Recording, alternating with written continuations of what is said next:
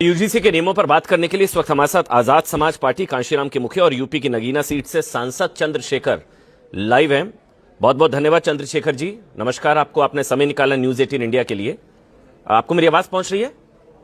धन्यवाद जी, धन्यवाद। हाँ अमन जी, मुझे आवाज आ रही है जी। कल ही मैं सुन रहा था आप हमारे सहयोगी जावेद से बात कर रहे थे, उसमें आपने कहा था कि सरकार ये वापस ना ले इन नियमों को।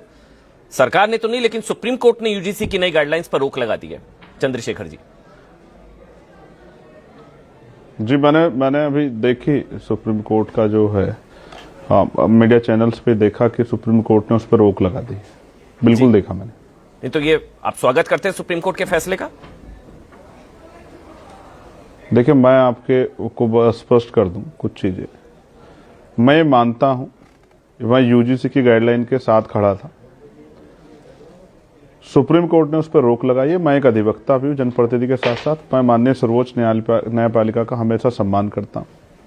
मैं मानता हूं कि ये इस वजह से हुआ कि सरकार अपनी बात को मजबूती से नहीं रख पाई। सरकार ने कमजोरों के पक्ष को मजबूती से नहीं रखा। सरकार के कमजोर पक्ष के कारण माननीय सर्वोच्च न्यायपालिका में जिस तरह के फैक्ट में उन्होंने कमी रखी, उसकी वजह से माननीय सर्वोच्च न्यायपालिका इस पर रोक लगा दी, दूसरी सुनवाई की डेट दे दी है जी। और सुप्रीम कोर्ट की तरफ से जो टिप्पणी की गई है उस पर आप इसमें सारी गलती चंद्रशेखर जी, इसमें सारी गलती वो सरकार की है।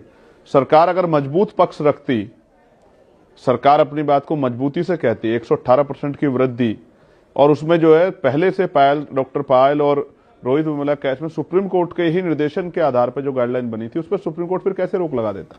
ठीक। तो सरकार के कमजोर पक्ष की वजह से सरकार ने सोचा कि सामान्य वर्ग भी नाराज ना हो और पिछड़े अति पिछड़े दलित भी नाराज ना हो, आदिवासी भी नाराज ना हो, तो शैडो पॉलिटिक्स के हिसाब से ठीक कर लेते हैं।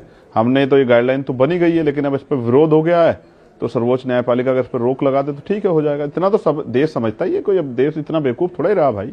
पढ़ने लिखने लगे, जब पढ़ते लिखते तब तो ठीक था, अब तो पढ़ने लिखने लगे। ये शैडो पॉलिटिक्स का थोड़ा आप समझाएंगे विस्तार से? शैडो पॉलिटिक्स मतलब ये बीजेपी का गेम प्लान था, दोनों को साध लिया, पिछड़ों को भी अगड़ों को भी। आप ये कहने गेम प्लान था शैडो पॉलिटिक्स? हाँ बिल्कुल गेम प्लान था। अगर वास्तविकता में आप हितैषी थे तो आप मजबूती से जब आप हमारे जो मिनिस्टर हैं, एचआरडी मिनिस्टर, ये कह रहे थे कि इससे किसी के साथ भेदभाव नहीं होगा और ये बहुत जिम्मेदारी से बनाई गई है, तो फिर आप अपने पक्ष को भी रखते सर्वोच्च न्यायपालिका मजबूती से।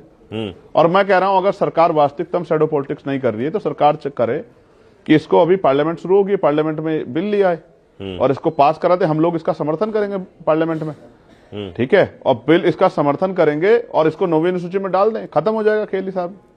इतना तो पॉलिटिक्स हम लोग समझते ही हैं कि कौन सी चीज सरकार के हित में कौन सी कर सकती है।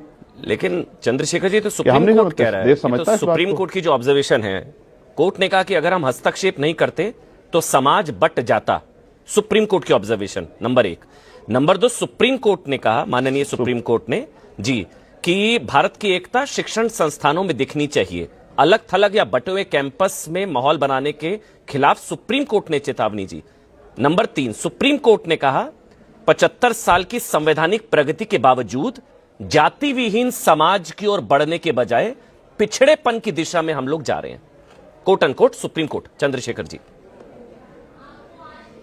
ठीक है, एक एक करके आप बताते रहेंगे तो मैं जवाब देता रहूंगा भाई जी, यही मेरा सवाल है जी। ये तो सुप्रीम कोर्ट कह रहा है। पहला कोर्ट जो है, सुप्रीम कोर्ट का जो पहला उन्होंने वो कहा, टिप्पणी की, वो आप मुझे बता दो, मैं जवाब दे दूंगा आपकी बात का, जो आप जानना चाहते हैं। ठीक है, सुप्रीम कोर्ट ने कहा कि अगर हम हस्तक्षेप नहीं करते तो समाज बट जाता, यानी कि यूजीसी की गाइडलाइन सुप्रीम कोर्ट के हिसाब से बांटने वाली थी।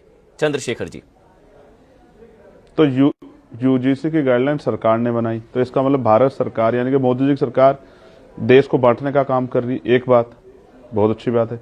दूसरी बात, आप कह रहे हैं कि सुप्रीम कोर्ट का ये मानना है, तो भाई मैं ये कह रहा हूं, जितनी त्वरित सुनवाई इस मामले में हुई है, मैं प्रशंसा करता हूं माननीय सर्वोच्च न्यायपालिका की, लेकिन 69 शिक्षक भर्ती का मामला भी 1 साल से पेंडिंग है। तो माननीय सर्वोच्च न्यायपालिका दलित पिछड़ों की तरफ भी देख रहे हैं, 20,000 पदों पर घोटाला हुआ है, और मध्य प्रदेश में 27% आरक्षण के लिए इसके हर साल आंदोलन होता है, और वहां की सरकार ने भी कर दिया था, लेकिन फिर रोक लगी हुई, उसको भी एक बार कृपया देख लें माननीय सर्वोच्च न्यायपालिका, तो बड़ी मेहरबानी हो जाएगी।